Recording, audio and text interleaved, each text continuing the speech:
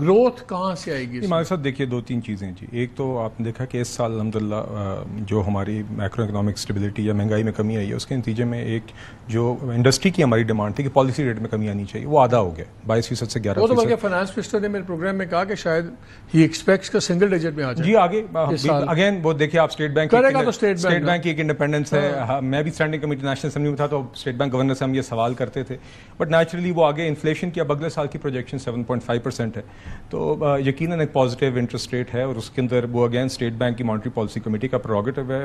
بہت لوگ سمجھتے ہیں کہ اس میں مزید گنجائش ہے، مگر at the same time we want کہ آپ مہنگائی کو بھی قابو میں رکھیں. یہی بیلنس ایک ہوتا ہے جو اسٹرائک کرنا ہوتا ہے. مگر دوسری بات یہ کہ مالک صاحب ساتھ ہی ساتھ ہم دیکھ رہے ہیں کہ بجلی کے نرخوں میں بھی کمی آئی ہے. کیا اتنی آئی ہے جتنی ہم چاہتے ہیں؟ نہیں. مزید to make our self regionally comparative اس کی گنجائش ہے، مگر اس طرف ڈائریکشن ہماری صحیح ہے. اس سے بھی آئی تھنک فرق پڑے گا. اس سال مالک صاحب ابھی جو سب سے one of the major things this has happened in this budget, جو پچھلے دہائیوں میں شاید نہیں ہوا، وہ یہ ٹیرف ریفارمز ہیں، جس کے نتیجے میں آپ دیکھیں گے کہ اگلے 5 سال بعد اور مڈ ٹو لانگ ٹرم ہوگا نا. نہیں سر، اس سال بھی اس کے اندر میجرز موجود ہیں. اس کے سال میجر ٹیرف ریڈکشنز پہلے سال میں موجود ہیں، especially focused on raw materials اور آپ کی مشینری یا انٹرمیڈیٹ گڈز یا کیپٹل گڈز، تاکہ آپ کی ایکسپورٹنگ انڈسٹریز اور ادروائز اوور آل انڈسٹری کے لیے را مٹیریل کی اور اس کی مشینری کی کاسٹ کم ہو، اور اوور آل معیشت ہماری 5 سال کے اندر اوور آل کمپیریٹیو ہو. اور اس میں مالک صاحب آفٹر 5 ایئرس اس ملک میں ریگولیٹری ڈیوٹی جیسی چیز نہیں ہوگی، ایڈیشنل کسٹم ڈیوٹیز جیسی کوئی چیز نہیں ہوگی، اور کسٹم ڈیوٹی کسی بھی چیز کی 15% سے زیادہ نہیں ہوگی. مطلب کہ کسی بھی شے کے اوپر. دس از ون آف دا. آپ دونوں پڑھے لکھے آدمی بیٹھے، میں اس لیے ایک سیریس سوال کرنا چاہ رہا ہوں. آئی ڈونٹ وانٹ خالی ہم بکنگ پہ ہم نے کوئی سرکس نہیں لگانی.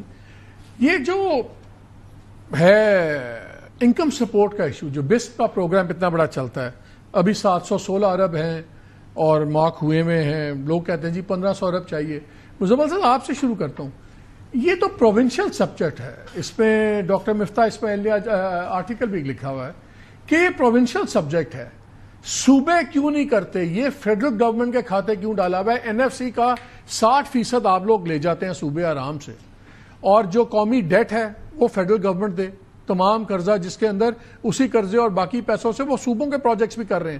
بڑا جھگڑا چل رہا ہے M5 کا، باقی چیزوں کا. پہلے بس پہ آ جائیں. آپ نے بھی کہا کہ جی 45% لوگ غربت کی لائن سے نیچے ہیں. I agree with you. یہ تو پروونشل سبجیکٹ ہے، اس سے صوبے کیوں ہاتھ دھو کے بیٹھے ہوئے؟ 2-3 باری کوشش ہوئی، صوبوں نے انکار کر دیا، سندھ نے بھی انکار کر دیا، باقیوں نے بھی. باقی اب ہر چیز کہتے ہیں صوبائی خود مختاری. یہ بسپ کا پروگرام پروونسز کیوں نہیں لیتے؟ یہ فیڈرل کے کھاتے میں کیوں ڈالا ہوا آپ لوگوں نے؟ مالک صاحب، آپ نا ایک گاڑی ہے، اس میں جو ہے وہ پیٹرول زیادہ پی رہی ہے، تو آپ اس کی صرف اس خامی کو آئیڈینٹیفائی کر رہے ہیں.